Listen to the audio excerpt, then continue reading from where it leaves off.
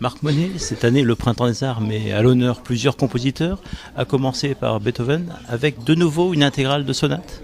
Alors ce sont des sonates pour violon et violoncelle, mais aussi des trios. On fait l'intégrale des trios. Donc ça, c'est une musique de chambre absolument fabuleuse, qui est rarement jouée malheureusement, dans sa totalité en tous les cas. Et là, c'est un deuxième portrait Beethoven, 4 ans après les sonates. Proposer des intégrales apporte réellement un plus à la découverte d'une œuvre d'un compositeur ? Non, je le crois pas. Je le crois seulement dans certains cas. Et c'est le cas, par exemple, Beethoven. Pourquoi ? Parce que dans Beethoven, d'une part, dans les sonates, et c'est ça qui m'intéressait dans les 32 sonates pour piano, c'est que vous lisez complètement l'évolution de Beethoven dans toute sa vie, puisqu'il a toujours écrit pour les sonates. Et c'est pareil avec les trios. Et donc c'est ça qui m'intéresse, c'est de montrer comment, de sa période jeune à sa période finale, je dirais, l'évolution de son écriture. Et ça, c'est une chose que l'on entend très très bien, je veux dire, à l'oreille tout simplement. Autre portrait de compositeur que vous proposez cette année, celui de Béla Bartók, avec 4 quatuors à cordes différents. Oui, c'est-à-dire que Bartók, bon, là aussi, nous sommes jamais exhaustifs, nous ne faisons jamais d'intégrale d'un compositeur, c'est impossible, ça se ferait tout le festival. Mais on montre différents portraits. Donc cette année de Bartók, nous montrons l'aspect quatuor, l'aspect sonate, l'aspect opéra et l'aspect ballet aussi. Puisqu'il y a 2 concerts, un avec l'orchestre de Nice et un avec l'orchestre de Monte-Carlo. Donc c'est montrer un peu l'aspect d'un compositeur, et puis nous aurons aussi tout un travail qui est fait avec les conservatoires autour des pièces microcosmos de Bartók qui seront données dans les différents conservatoires. Donc il y a toute une cohérence qu'on crée autour de Bartók. Autre compositeur à l'honneur, Stravinsky, avec un invité de marque, l'orchestre du théâtre Mariinsky. Oui, vous savez que notre politique, c'est de faire venir aussi en région parce que malheureusement, ou heureusement, je dirais plutôt, nous avons 2 orchestres en région, qui est l'orchestre de Monte-Carlo et l'orchestre de Nice, et que je pense qu'il est important de faire entendre d'autres orchestres.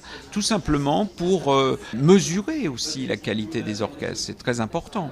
C'est stimuler aussi, c'est stimulant pour le public. Donc ces grands orchestres, nous les avons fait venir au fil des années. Nous avons eu les plus grands orchestres déjà d'Europe. Nous continuons donc cette fois-ci avec la Russie. Stravinsky et la Principauté de Monaco, c'est toute une histoire, notamment à travers des commandes, et vous perpétuez un peu la tradition cette année. Oui, Stravinsky, bien sûr, qui a été très important, les ballets russes, bien sûr, personne ne l'ignore aujourd'hui.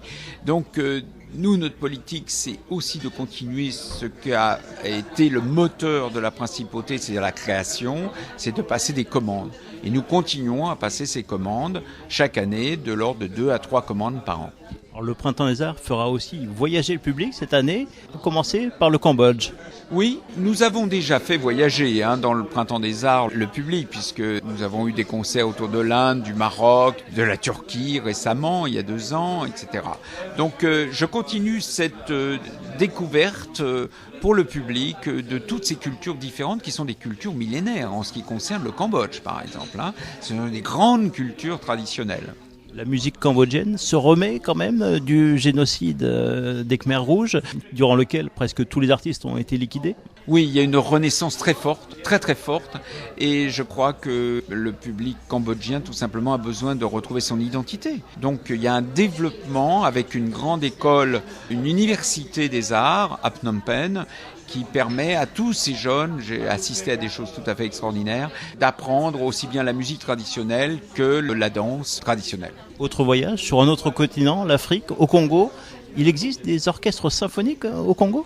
Oui, il existe un orchestre symphonique qui a cette sorte d'énergie absolument stupéfiante qui permet à tous ces gens de s'identifier dans un groupe comme ça et qui, avec des moyens dérisoires, pour pas dire nuls, arrive à constituer un orchestre, à répéter, à travailler et à avoir un résultat. C'est tout à fait fascinant.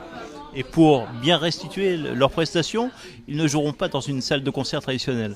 Alors, en ce qui concerne les musiques traditionnelles, ils ne joueront pas dans une salle de concert traditionnelle. Par contre, l'orchestre de Kinshasa jouera à l'auditorium Régnier 3. C'est-à-dire que, d'une part, nous allons présenter un film qui a été réalisé par des Allemands sur l'orchestre de Kinshasa, mais pourra entendre aussi ces groupes qu'on pourrait qualifier de folkloriques, j'aime pas beaucoup ce mot-là, mais en tous les cas de musique traditionnelle, et à la fin, l'orchestre symphonique. Alors cette année, c'est la 29e édition du Printemps des Arts. le grand anniversaire, vous le préparez pour l'an prochain. Mais vous, ça fait déjà 10 ans que vous êtes à la tête de la manifestation. C'est déjà le temps de faire un premier bilan ? Bilan, oui, j'en fais chaque année. Je dois dire, j'ai pas attendu un anniversaire ou simplement 10 ans de présence. Simplement, je crois que nous avons redynamisé ce festival, que nous l'avons élargi, surtout du point de vue culturel. C'est-à-dire que maintenant, on peut dire qu'on entend toutes sortes de musique dans le festival. C'est très important. C'est aussi tout un travail pédagogique auquel j'attache une grande importance. C'est-à-dire de former les publics, que ce soit les adultes avec les rencontres, avec les œuvres, ou les jeunes dans tout un travail dans les lycées et collèges.